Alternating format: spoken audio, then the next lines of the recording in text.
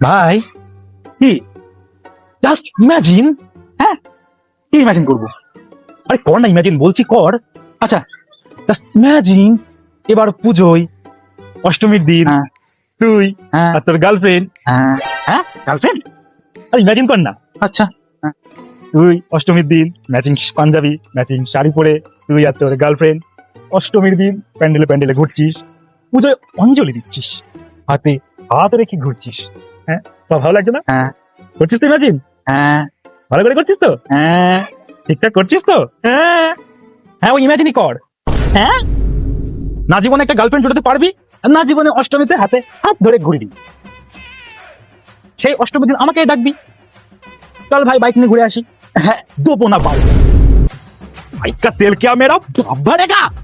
hello, ওই,